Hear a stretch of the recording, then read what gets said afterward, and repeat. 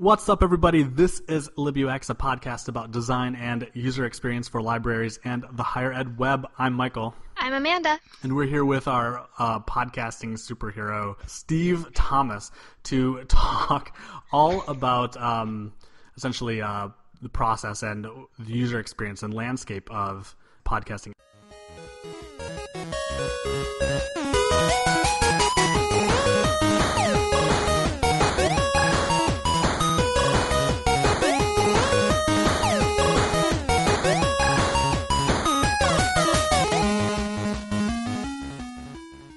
So as you can tell, I hope that worked like a charm. I heard it. I heard it, and I love your theme music because I think I like mine, but mine's too long. So, well, so this is something that I wanted to talk about. First, thank you so much for joining us, Steve. I think we've kind of been talking about this for a long time, but I don't think the library podcasters really cross the streams too often. No, they don't. I've had some people on as guest hosts and stuff, and but generally they're not the people who actually have their own podcasts. So, yeah, we don't have to do too many crossovers. So Steve is, among other things, the host of Circulating Ideas, which is, I'm going to call it kind of an NPR-style interview show. That's fair. Yeah, and it's got quite a bit of success. And what I think is interesting, because it's part of this niche, it's had one or two successful monetization attempts, certainly a Kickstarter campaign, and I know that you're currently on Patreon. So what I wanted to do is invite you onto our show where we talk about the intentional design of things, media, in terms of creating a quality user experience. And as podcasting grows and swells, and especially as big money gets into this landscape, I'm interested in insight that you may have in certainly creating a podcast that both seems to have high production value as well as high content quality, well edited, smart people, interesting people, and I think all of this coalesces to create something that's really quite special. On the flip side, there are podcasts like what Amanda and I do, which increasingly we're trying to get away from being edited at all, if only because it is such a time suck, but we want to be able to continue to do this consistently. So in our case, where consistency is sometimes an issue, we figure, well, maybe the consistency, the once a week, every week, is more important than the 2 or 3 hours of editing we've put into it in the past. Yeah, so Steve, tell me, why do you have Circulating Ideas? So way back, I just passed my 5-year mark doing it, coming up on episode 100 here soon. It's been there, and it's sort of that thing of when you come up with an idea and nobody else is doing it, then it's kind of on you to do it. So I just kind of did that because I was kind of getting into podcasts a lot at that time. So I was listening to mostly the NPR shows back then and some of the Twitch shows from Leo Laporte. So you said NPR-ish. Yeah, I mean, Fresh Air, Terry Gross, that was one of my sort of guiding stars on what I wanted to do. I kind of wanted to do Fresh Air for librarians, which is what I try to do, and I hope that comes across that way. So that's really why I started it, and just kind of started asking people that I wanted to be on, and because librarians are so nice that almost everybody says yes, so it's pretty easy to keep going. And the people who, I always say nobody's ever said no, but people have not responded before. So to my request. I have seen that a time or two. Oh, I should say, I'm sorry, Neil Gaiman did say no. I should say that. So his assistant told me he did not have time to do such a thing. So. Honorable attempt though. But I believe that one of the ALAs you actually had Cory Doctorow on briefly, which he's my favorite living author. And that one was really great because that one, and we'll talk about this sort of, I think, when we talk about more monetization kind of stuff. That's really the only one that would hit what you would call normal, what quote unquote real advertisers would want to look at. That one has my most, it's 20-something thousand downloads, and that's because he has his own stream that he puts out, a podcast stream of just a podcast that he's on, and so that picked up everybody that likes Cory Doctorow.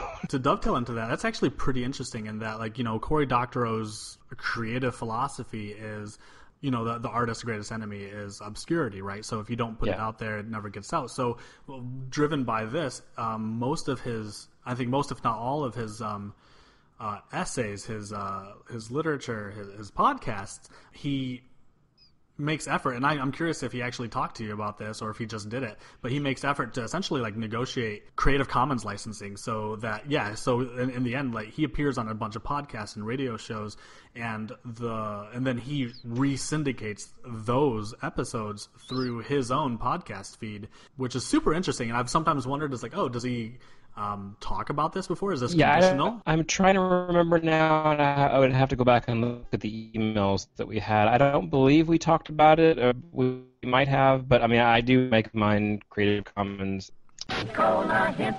Amanda, did Steve lag out on you a little bit? Yes. Sorry, I was just waiting to see if it would come back in. When you want the taste of a truly great beer. Can you hear me now? Yes. Yeah, great. So did you get any of that Cory Doctorow story I told, or no? No. So when I wrote Cory, he personally responded to everything, and that was really cool because just him personally taking that interest in it and responding to that, I expected to get an assistant like I did with Neil Gaiman, but he personally responded and said, yeah, I'd love to do that. And then his personal assistant then stepped in after that and helped do the scheduling and stuff. But it was really cool. I thought that he sort of lives his philosophy of exchanging information, and I did not expect to have a personal email exchange with him. Oh, that's amazing. I just want to say my claim to fame is sometimes Garth Nix will say hello to me or respond to me like fangirling. But cool. That's it. I think that's my biggest download one, and then I think the biggest library world download one is probably you guys have talked to Jason Griffey before. He's my biggest library person for download. So. Yeah, Jason Griffey had a major uptick on our downloads as well when Plug, the podcast he did several episodes ago about voice user interfaces. I was gonna say I thought he was on recently, so yeah. When you record, you have been, if I understand, uploading your MP3s to the Internet Archive. Right, and basically I've talked to the Internet Archive people, and they assure me that those numbers mean actual people who have at least started playing the audio before. So it means a download, or if I use the embedded player that they've got on my site. So if somebody clicks that button, that counts as a download and counts as that. So again, I don't know how accurate that is. I always say I think I know how many people listen, but I could be high or low. I really don't know. So well, that sounds like the Facebook versus YouTube numbers, where I think Facebook counts a video as being watched if it's gets to 3 seconds, and YouTube is 6 seconds. So Facebook artificially inflates its numbers for that reason. But that's an interesting conundrum, because we as podcasters and no podcasters really have this way other than file downloaded to track numbers. We have no idea if somebody drops out 10 minutes in or 20 minutes in, or if these are all just bots, querying the file. Right. I mean, it should be technically, a download should count as something different, but yeah, you never know. And I know there's been talks now with some of as podcasting gets more popular now, that people are having talks with Apple and things like that, are trying to get that in there, because Apple wants to be, I think, very hands off and not do that kind of thing of tracking the data. They're basically just a directory and not actually doing anything. But people like Google, who are on their podcasting things, and like Stitcher, they actually take your file. I'm not sure if I want my podcast on their services, actually, because they take your downloads away from you, basically, because they just download an episode and then they stream it from their servers. So you're missing out on your download. I mean, they will give you the stats that they're getting now, but then you're having to combine stats and check different dashboards. And the other thing that Stitcher will do, they're also monetizing you. So. Yeah, absolutely. So both Spotify and Stitcher will essentially like insert ads before, after, or if your podcast is long enough, in between. And these aren't ads that are your advertisers. These are advertisers for Stitcher. So you're not seeing any kind of windfall from that.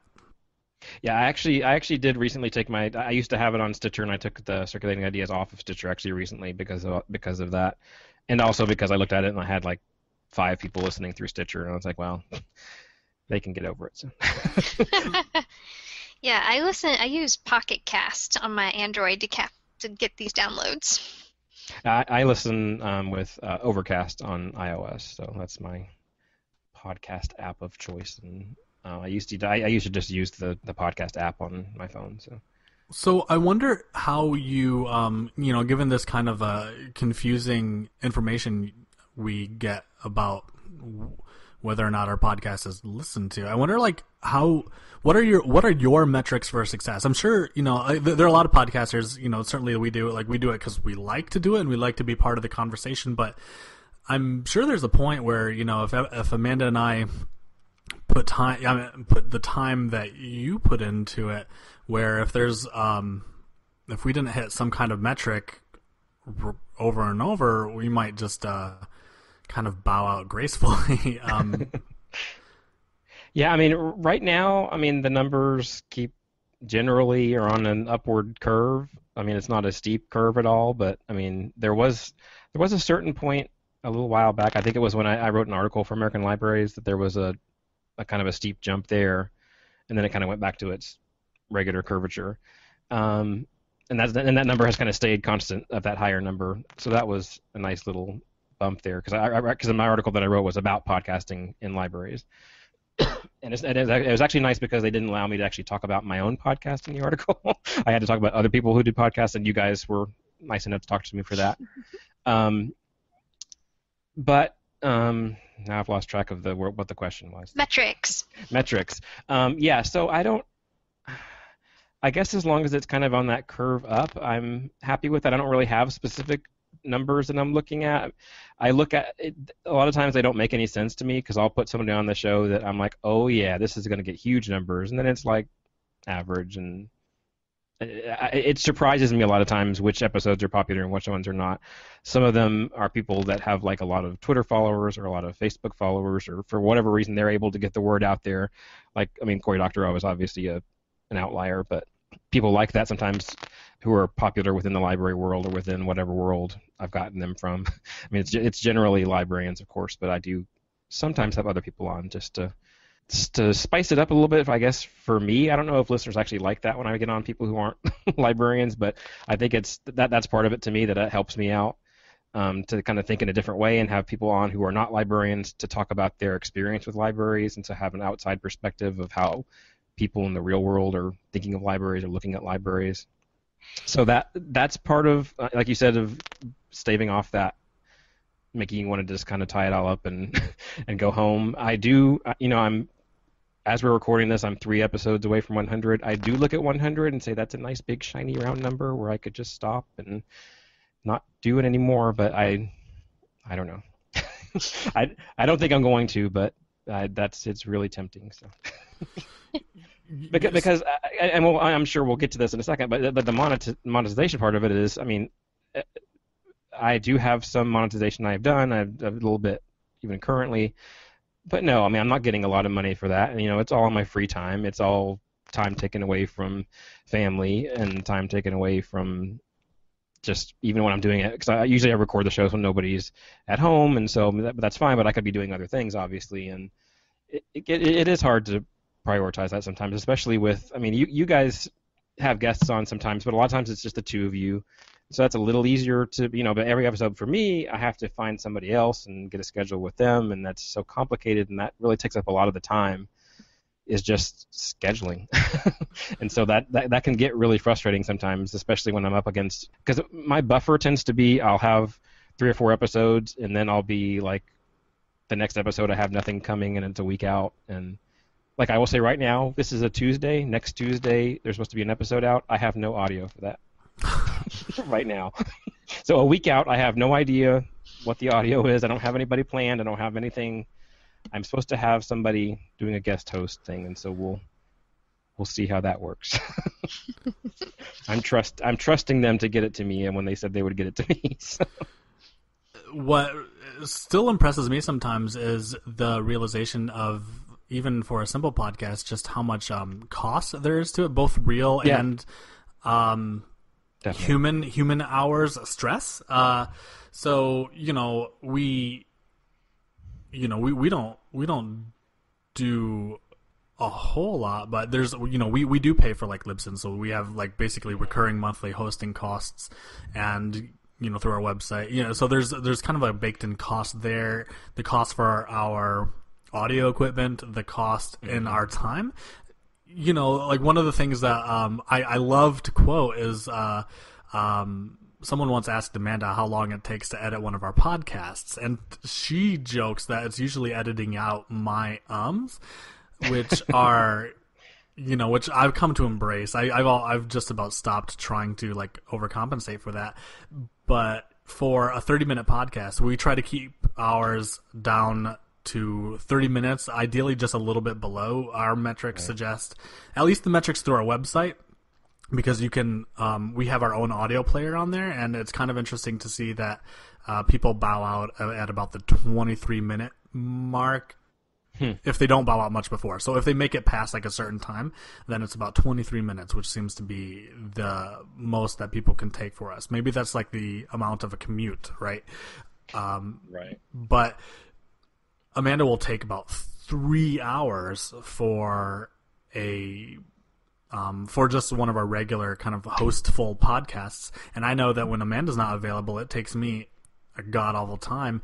And if something, God forbid, happens with the audio, in the case of one of my favorite podcasts that I did with Cameron Cook and Brianna Marshall, their audio was purely through Google Hangouts, and then I double-ended on my end, but my voice was part of their recording. Oh. So I had to go through and edit all of me out at the time that I was actually talking to preserve my own stream. So there's one podcast maybe took like 5 to 10 hours, all things considered. During your several monetization attempts, was there any kind of like backlash whatsoever? Any kind of even just like offhanded like comments from the community saying like, "Hey man, like I don't want to pay for this," or? I don't think I ever heard anything like that. I had a couple of complaints about other things, but nothing was ever about, I think, oh, how dare you try to get this?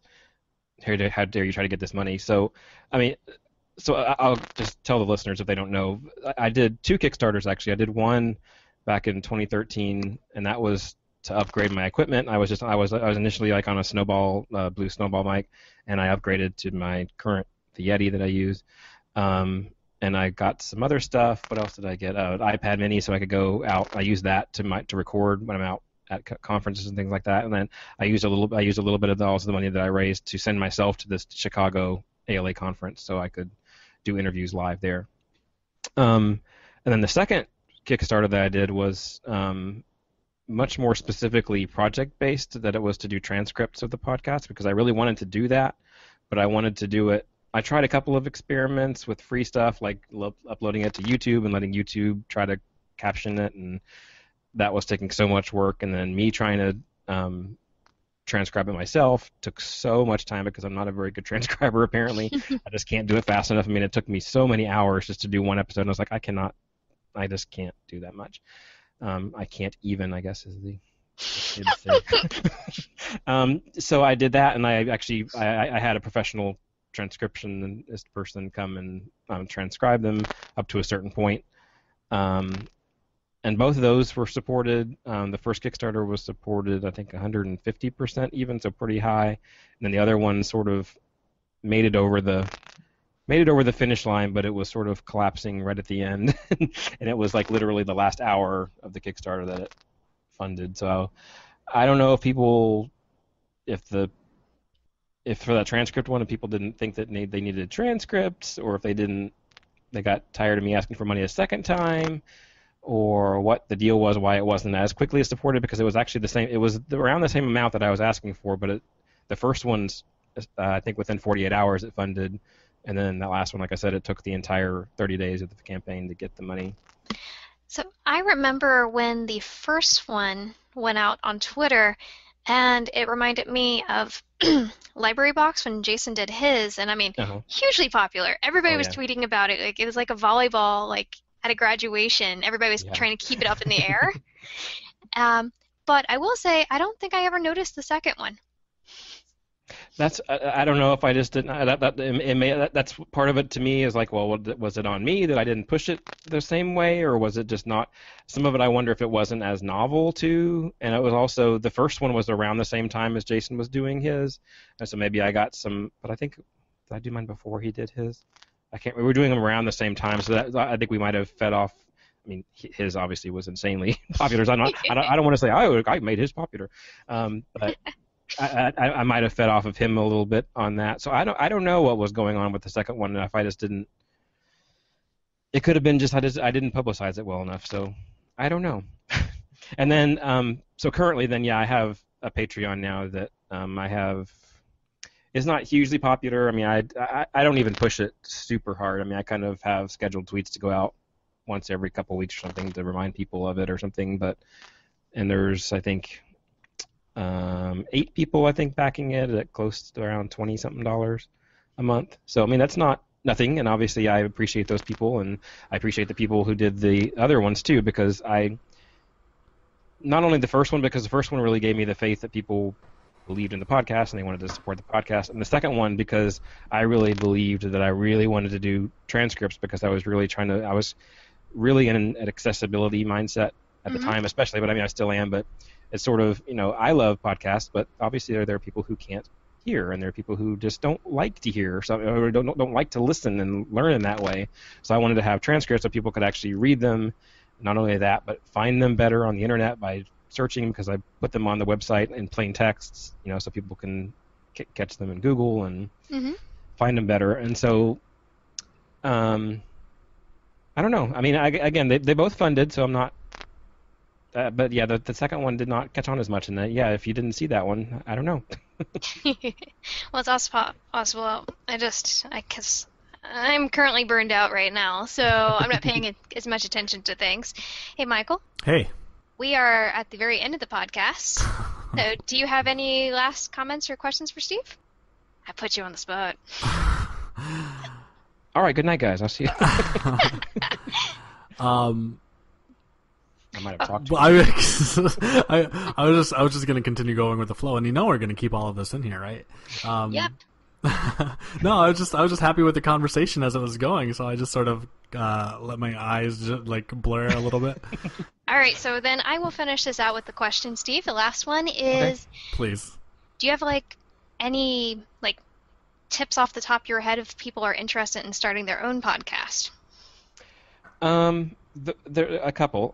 So number one, I think audio quality is very important, and I don't mean that it doesn't actually have to sound like it can belong on NPR. I mean, you don't have to buy a $5,000 microphone and have it connected through XLR cables and blah, blah, blah, through a mixer and all that kind of stuff. I don't have a mixer on mine. I mean, I think it sounds good because I have a good mic. So I think if you just invest even in a Blue Snowball mic, I mean, that's around $50 on Amazon. It's not that much of an investment. I think that's really important because if you hear really bad audio, a lot of people are just going to turn it off.